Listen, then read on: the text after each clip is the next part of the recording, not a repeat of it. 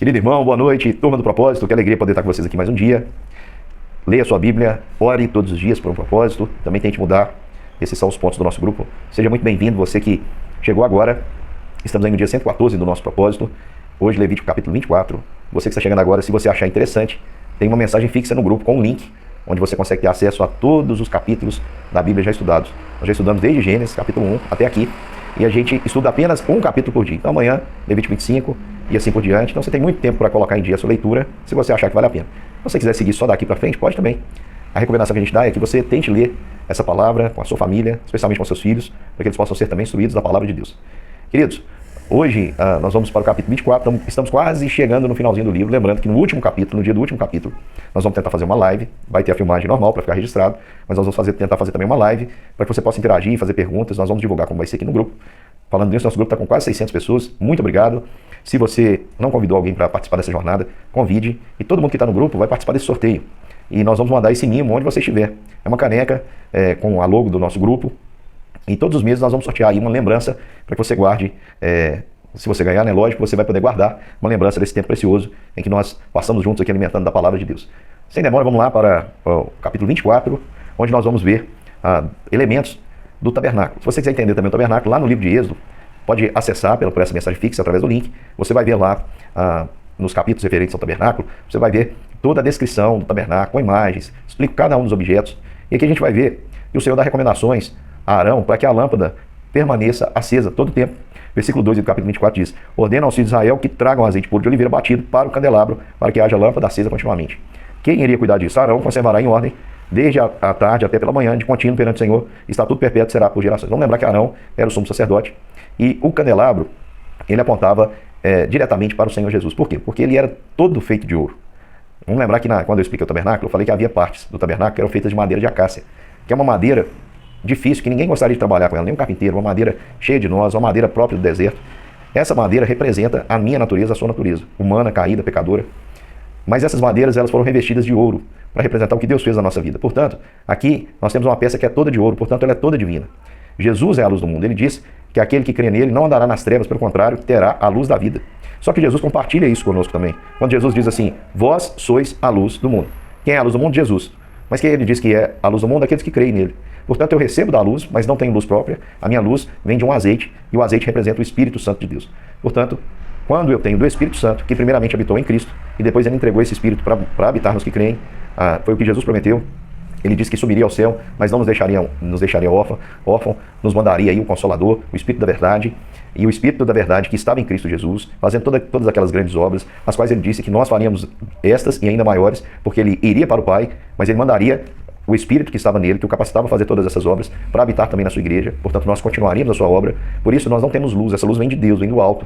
Nós recebemos o Espírito e testificamos daquele que é luz, e quando fazemos isso também somos luz do mundo. Assim como Cristo é luz para as nações, nós somos também luz nas mãos do Senhor, usado aí para dissipar as trevas. Esse é o significado. Nas nossas vidas, meu querido irmão, não pode faltar isso. Nós temos Jesus Cristo, nós precisamos brilhar a luz. Jesus disse que nós somos a luz do mundo. Não se constrói uma cidade edificada, não dá para esconder uma cidade edificada sobre o monte. Não se acende uma candeia para guardar debaixo da cama. Pelo contrário, a gente coloca em local alto para que possa iluminar. Assim também é o que Jesus está dizendo. Nós não podemos guardar essa notícia para nós. Nós não podemos guardar a notícia do amor de Deus para nós, sob pena de sermos tidos por culpado. Nós precisamos anunciar. Se nós nos calarmos e deixarmos que as pessoas pereçam sem conhecer a Jesus, sem ter a oportunidade de estender a mão e receber esse presente maravilhoso de graça que é a vida eterna, se você não anunciar, se você não exortar, como é que as pessoas vão crer? A Bíblia diz, né? Como crerão se não há quem pregue? Então o meu dever e o seu é anunciar o amor de Deus. Anunciar o amor de Deus. Eu vejo que as pessoas têm muita dificuldade, às vezes, de ouvir aqueles que querem compartilhar o Evangelho, porque na maioria das vezes o que está sendo compartilhado não é o Evangelho. A maioria dos cristãos que eu conheço, que dizem assim que não conseguem ser ouvidos pelos outros, é porque não estão pregando o Evangelho na semelhança de Jesus. Pregam performance. Já começam dizendo para a pessoa assim: olha, eu era como você, mas agora, né, meio que assim, eu sou melhor que você, agora eu superei esse estágio que você está. E não é assim a pregação. A pregação é cheia de graça, cheia de misericórdia, nunca concorda com o pecado, sempre fala a verdade, e de uma maneira impressionante. O Senhor Jesus nunca negociou com o pecado, nunca se corrompeu, mas ele atraía para si os pecadores, publicanos, pessoas sem esperança, encontravam esperança em Jesus, porque viam nele graça, misericórdia, perdão. E nos dias de hoje, muitas vezes, nós deixamos de refletir essas virtudes. Por isso nós precisamos ver se nós de fato temos refletido a luz de Jesus ou se temos refletido a luz que achamos que não temos, a luz que achamos que temos e não temos coisa nenhuma. Estamos refletindo aí talvez a nossa performance, estamos pregando a nós mesmos. Se for isso, irmãos, a nossa pregação é vã. Mas se estamos falando de Jesus, estamos falando daquele que dissipa as trevas. Também é um dever que essa luz esteja acesa permanentemente, portanto, é dever da igreja jamais abrir mão da pregação da palavra, é dever da igreja manter a chama do Evangelho, pregar o Evangelho incansavelmente, pregar, e manter viva o anúncio do Evangelho, manter vivo até que nós tenhamos cumprido toda a missão, que é pregar o Evangelho a todas as nações. Também aqui fala sobre o pão que estava na mesa do Senhor. Tomarás a flor de farinha, que diz, dela cozerás 12 pães, porque 12 representa o povo de Deus, 12 tribos, 12 apóstolos. O número 12 tem sempre essa conotação do povo de Deus, da igreja de Deus. E porás em 2 fileiras, 6 em cada fileira, sobre a mesa de ouro puro. Vamos lembrar que aqui, mais uma vez, uma representação daquilo que é totalmente divino. Uma mesa de ouro puro perante o Senhor. Sobre cada fileira porás incenso puro. Tem a ver com esse incenso, é a presença do Espírito Santo, a sua pureza. O Espírito Santo que é Deus também, perfeito. E em cada sábado, Arão, ele vai colocar em ordem perante o Senhor esses pães. Pães na Bíblia tem a ver com sustento. Pães na Bíblia tem a ver com aquilo que satisfaz. Tem a ver com contentamento. Tem a ver com saciar a fome. Tem a ver com sentido para a existência. Quando Jesus diz assim, olha, eu sou o pão, eu sou a água, ele estava falando de necessidades extremamente básicas. E ele diz assim, aquele que come desse pão não terá fome novamente. Não terá fome. Quem do Senhor experimenta não tem sede, não tem fome, porque achou aquilo que traz contentamento. E o pão da vida, o verdadeiro pão do céu, quem nos dá é o Senhor. Não é o maná que estava na arca. Não é o maná. Os nossos pais comeram maná no deserto e morreram, mas quem come de Jesus não morre. Pelo contrário, Jesus diz que aquele que dele se alimenta, por ele também viverá. Nós achamos um alimento que está para além dos componentes nutricionais. Ele traz muito mais do que nutrição para o nosso corpo físico. É uma verdadeira nutrição espiritual, de sentido na vida, de contentamento na vida. Quando verdadeiramente nós conhecemos Jesus através do Espírito Santo, as outras coisas ficam sendo apenas coisas, por mais preciosas que sejam, são só coisas. Porque nós entendemos o grande valor que Jesus tem. Não é à toa que Jesus contou 2 parábolas pequenininhas para representar o seu valor. Ele fala que um homem estava arando um campo, quando de repente achou um tesouro. E correndo, vendeu tudo que tinha e comprou aquele campo. Conta também de um homem que negociava e comprava, adquiria boas pérolas. Quando ele achou uma pérola de grande valor, vendeu tudo que tinha, todas as suas outras pérolas, e comprou aquela pérola de grande valor. O que essas 2 historinhas querem dizer? Naquela época, pessoal, não tinha banco.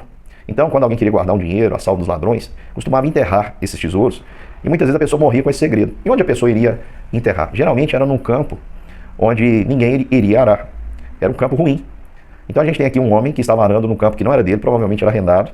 Foi a única coisa que ele conseguiu arrendar. Talvez uma pessoa muito pobre, na esperança de que naquele campo pedregoso pudesse ali brotar alguma coisa. E quando ele estava ali, na sua pobreza, eu acredito que é por isso que Jesus contou 2 histórias, para mostrar que o Evangelho é para todas as classes sociais, o Evangelho é para qualquer um. É para quem já tem riquezas e para quem não tem nenhuma. Então quando ele estava ali arando aquele campo arrendado, ele descobriu um tesouro. E ele chegou na sua casinha, vendeu o que ele tinha, vendeu as galinhas, os bodes, vendeu se a propriedade era dele, a casinha, vendeu tudo que tinha e comprou aquele campo e ninguém entendeu. Eu estou inferindo aqui, viu, pessoal? Só para mostrar um pouco o que essa história simboliza. Talvez ninguém tenha entendido, esse homem é doido, esse campo não dá nada, para que ele está comprando? Mas ele sabia o tesouro que havia encontrado. Por isso, todas as outras coisas perderam valor diante do tesouro que ele achou no campo. Da mesma forma, um homem que negociava pérolas, ele achou uma pérola que valia mais do que todas as outras. E naquela época, pérola era uma coisa que só rico possuía. Porque o conseguir essas pérolas era algo muito difícil e era arriscadíssimo. Os homens amarravam pedras com cordas em suas pernas e jogavam essas pedras no mar. Essas pedras os puxavam até o fundo para ver se eles conseguiam rapidamente encontrar ali alguma pérola e assim eles poderiam cortar a corda ou desamarrar a corda rapidamente e depois subir a superfície para poder respirar. Muitos morriam nesse processo e eles acreditavam que esse tipo de morte levava à condenação, que era uma morte ligada à ganância. Então a pérola ela tinha um valor altíssimo. E esse homem tinha outras pérolas, mas tendo achado uma de maior valor, ele vendeu tudo que possuía e comprou aquela pérola. Porque as outras, para ele, passaram a ser apenas as outras, diante do valor inestimável que ele achou. Então, quando nós comemos do pão que é Cristo, nós sabemos que o resto é apenas resto. Porque nós provamos do genuíno pão do céu, que uma vez experimentado, traz sentido à nossa vida, traz contentamento. Não precisamos de mais nada, nós temos Jesus. E é interessante, porque assim como Jesus disse que nós somos a luz, ele é a luz e nós somos também a luz, ele diz, vós sois luz do mundo. No episódio em que Jesus multiplica os pães, tem algo muito interessante. Ele vê as multidões e aí os discípulos falam para ele despedir as multidões para que eles possam comprar alguma coisa para comer. E Jesus diz para eles assim, dai vocês mesmos a eles de comer. E os discípulos começam a fazer conta, olha Senhor, se tivesse 200 denários não daria para comprar pão para todos. Não dá. Mas o que Jesus estava dizendo era do pão que nós recebemos, repartimos e sempre sobra 12 cestos cheios. Vamos lembrar que Jesus ali consagrou aqueles alimentos, os pães e os peixes, e repartiram aqueles pães e depois recolheram 12 cestos cheios. Para lembrar dos 12 pães que sempre estavam na presença do Senhor ali, na mesa de ouro. Sempre tem pão para oferecer. Porque o pão que nós oferecemos ao mundo é Cristo. O pão que nós oferecemos para matar a fome do mundo é Cristo. A mesa do Senhor está sempre posta. E o prato principal é Cristo. O alimento das nossas almas é Cristo. E quem dele se alimenta, por ele também vive.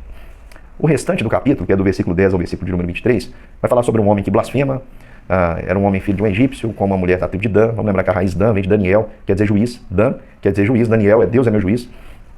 E esse homem é julgado porque ele blasfema contra o Senhor. Quem não tem o Espírito de Deus, blasfema contra o Senhor. Isso é para dizer que, eu acredito, um contraste. Nos primeiros elementos apresentados nesse texto, nós vemos a presença do óleo. Quem tem o Espírito de Deus, tem luz para compartilhar, tem pão.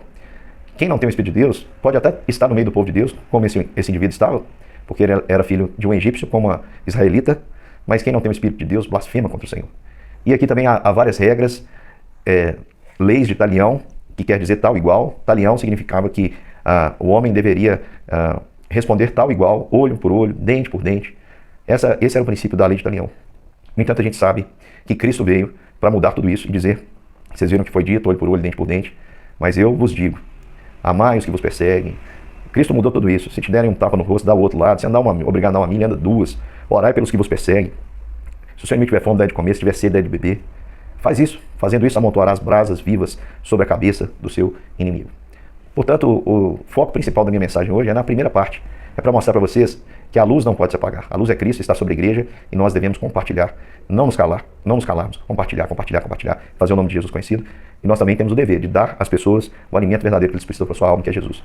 A mesa sempre está posta, sempre há Cristo em abundância para toda a igreja, nunca falta para ninguém. Nós podemos compartilhar e ainda recolher sempre cestos cheios, porque sempre a igreja terá o pão para oferecer, porque o genuíno pão é o verdadeiro pão que desce do céu, é o Senhor Jesus Cristo. Meu querido irmão, que Deus te abençoe, até amanhã, e eu desejo a você um excelente resto de semana. Até mais e um beijo.